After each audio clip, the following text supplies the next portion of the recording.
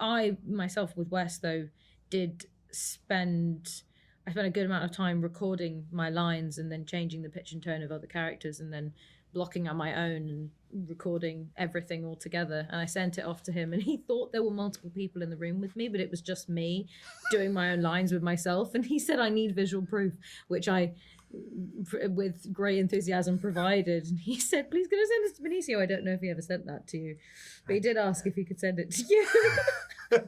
No, you had the part already. One thing you'll never know because you can't. The truth. I suppose I'm moved by this absurd performance.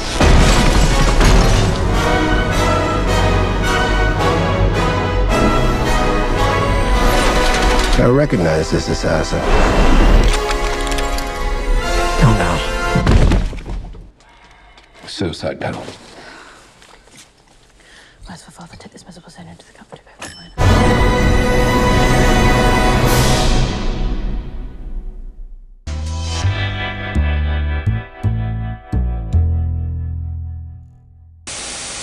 First of all, God, this is a fun movie.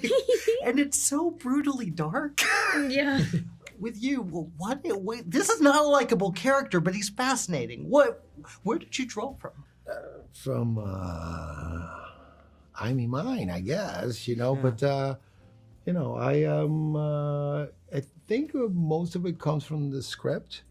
Wes writes a very layered script where you get a lot of the information of your character from the script, and then you draw from historical figures that lived around the time, and you know, perhaps other movies. You know, I think we talked about Citizen Kane. Oh, perfect. You know? So there's that. You know, but in the end, you just you use your imagination and you go for it. You know, based on all the stuff, all your homework.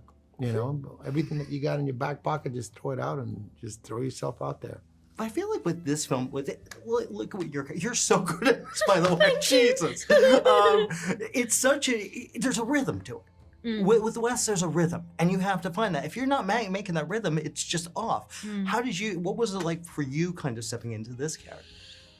Oh, I mean, it was the biggest, scariest, most importantest thing that's ever happened to me ever, or that I ever thought could maybe in my wildest dreams of wishing on stars might possibly maybe one day, hopefully, crossing all the fingers and toes, happen. And I was actually really excited about how much work there was to do. My ever-growing to-do list of research topics, my never-ending email exchanges with Wes about different points of Catholicism that I'd discovered, going, did you read that but in Leviticus? Did you know that? And he'd be like, no, I didn't know that. Or, oh, actually, yes, that's important. But it was fascinating, and to throw yourself so fully into something with so many people who are also throwing themselves so fully into something was so incredible. And I just felt like a sponge. I was just learning all the time, and I wanted to be there learning. On my days off, I'd go in still, just hang out and hide behind various plant pots and watch Benicio do wonderful Benicio stuff. Well, I mean, yeah. Michael, I love seeing you in this because it's such a I like where your career has gone. You've just taken him in a new level. How did you get involved, and what was it? Just from Wes asking. You know, just being lucky to be called upon by such a guy. You know, you just sit around and wait for that, basically. Do you? There's again, I go back to the rhythm. When you guys read a script, do you guys have the chance to do the read-throughs? Do you get a rehearsal with this? We did. A little bit, yeah. We did when we arrived in Germany. The three of us. Okay. Yeah, the three of us and Wes. We sort of shut ourselves into a fun little side room in the studio of one of the studios of Babelsberg, and had about a week and a half of just existing in each other's company, going through pages.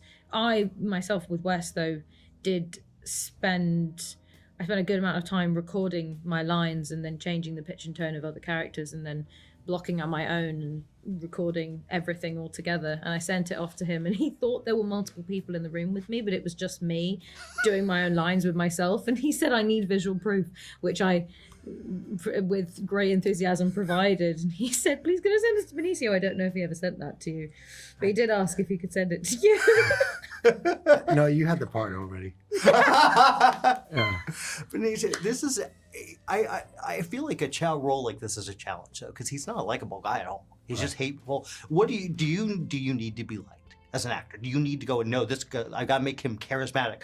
Do you enjoy the evil? Well, yeah, I think in the end, you know, he sheds that skin in the end a little bit, and I think that, you know, I think that he starts kind of like a bad guy in a way, or ruthless and callous and all that stuff that makes for a terrible person. But I think because of the help of his daughter and she awakens his conscience, which is kind of like those dream sequences, or heaven, or the conscious. That kind of like that's, and at the end, I think he starts to forgive.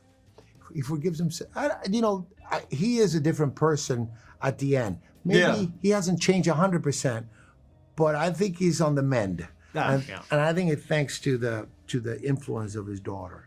It's great. All you guys were great. We got to wrap it. Okay, Thank you. Thank you for clicking on our video, everybody. If you like what you saw here, please make sure you like the video and subscribe and share with your friends who like this sort of content. JoBlo was created by movie fans for movie fans, and we appreciate your support.